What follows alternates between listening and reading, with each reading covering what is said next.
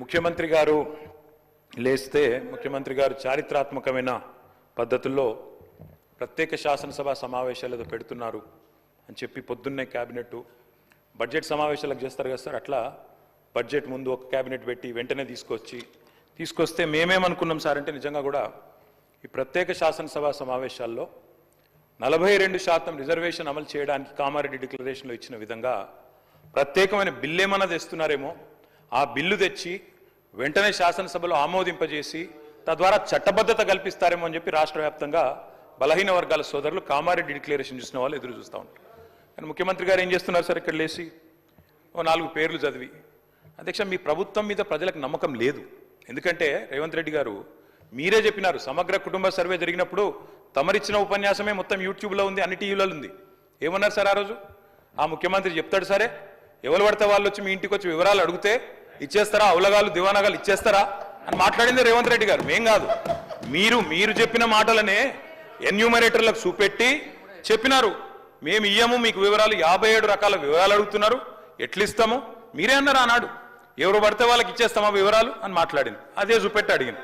అధ్యక్ష వాస్తవం ఏంటంటే అధ్యక్ష, సమగ్ర కుటుంబ సర్వే 2014లో జరిగింది. శాంతికుమారి గారు ఉన్నారు, రామకృష్ణారావు గారు ఉన్నారు, సందీప్ కుమార్ సుల్తానియా గారు ఉన్నారు. అప్పుడు ఇదే అధికారులు అధ్యక్ష, అప్పుడెవరు వేరే లేరు.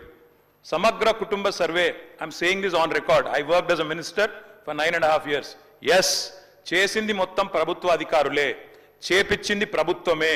Yes, it is an official document. అందులో ఖచ్చితంగా మేము ఓపెన్ గా వెబ్సైట్ లోనే పెట్టినాం, అసెంబ్లీలో కాదు, చాటుమాటుకు కాదు, పారదర్శకంగా వెబ్సైట్ పెట్టాం. ఆ వెబ్సైట్ లోంచే పాయల్ శంకర్ గారు తీసుకున్నారు. ఏముంది అధ్యక్ష సమగ్ర, ఒక మాట మీ చేతిలో కూడా అదే ఉంది. ఏముంది అధ్యక్ష అందులో డేటా? తేడా ఏంటంటే కేసీఆర్ గారి ప్రభుత్వానికి కాంగ్రెస్ ప్రభుత్వానికి అధ్యక్ష, సమగ్ర కుటుంబ సర్వేలో పాల్గొన్న కుటుంబాల సంఖ్య 1,03,00,000 కుటుంబాల అధ్యక్ష, 1,03,95,000. మొత్తం పాల్గొన్న ప్రజలు 3,68,00,000. 3,68,00,000 జరిగింది ఒక్క రోజులో, 24 గంటల్లో రాష్ట్ర వ్యాప్తంగా ప్రతి ఇంటిని ఎన్యూమరేట్ చేసి అత్యద్భుతంగా చేసినాం మేము.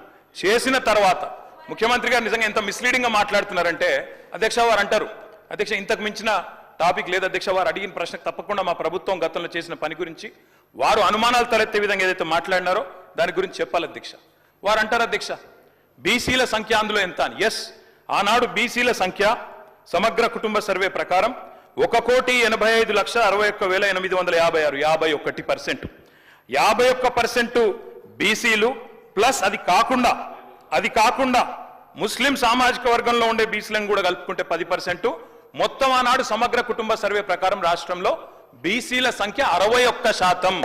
ఈ రోజు రాష్ట్ర వ్యాప్తంగా మేము మాట్లాడడం కాదు అధ్యక్ష, ఇక్కడ మా శ్రీనివాస్ యాదవ్ గారు కరెక్ట్ గా చెప్పినారు. మీ కాంగ్రెస్ పార్టీ ఎమ్మెల్సీ చెప్తున్నాడు బయట, దీన్ని తగలబెట్టండి, ఇంకా ఆయన గలీజ్గా మాట్లాడింది నా మాట అన్న, తగలబెట్టండి అన్నాడు. దీన్ని తగలబెట్టండి, ఈ నివేదికను తప్పుల తడక అని కాంగ్రెస్ పార్టీ ఎమ్మెల్సీ చెప్తున్నాడు, మేం కాదు. రాష్ట్ర వ్యాప్తంగా బలహీన వర్గాల సంఘాలు చెప్తున్నాయి. ఏమని చెప్తున్నాయి అధ్యక్ష? సమగ్ర కుటుంబ సర్వేలో 1,85,61,000 ఉన్న బీసీలు ఎట్లా 1,64,00,000 తగ్గినరు, 51% 46% ఎట్లయిందని అడుగుతున్నారు. శంకరన్న కూడా అదే అడిగింది కదా అధ్యక్ష, తప్పేం అడిగిండు? ఇక్కడ శంకరన్న ఒక్కడే అడుగుతలేడు అధ్యక్ష, బయట మీ కాంగ్రెస్ పార్టీ ఎమ్మెల్సీ మాట్లాడుతున్నాడు, మీరిచ్చిన స్టేట్మెంట్ను మీరిచ్చిన నివేదికను తగలబెట్టమని చెప్పిండు అధ్యక్ష, మామూలు కాదు. ఇంకొక మాట అధ్యక్ష, మేము అనుకున్నాం అధ్యక్ష శాసనసభ సమావేశం ప్రత్యేకంగా పెడితే, ఇవాళ ఏం చెప్పినారు మీరు కొత్తగా? మీరు చెప్పింది ఈరోజు చెప్పింది మొన్న ఉత్తమ్ కుమార్ రెడ్డి బయట ప్రెస్లే చెప్పిండ్రు. ఆయన ఉత్తమ్ కుమార్ రెడ్డి గారు సబ్ కమిటీ చైర్మన్ గా ప్రెస్ మీట్ లో ఇవాళ మీరు చెప్పిన లెక్కలని మొన్ననే చెప్పిండ్రు.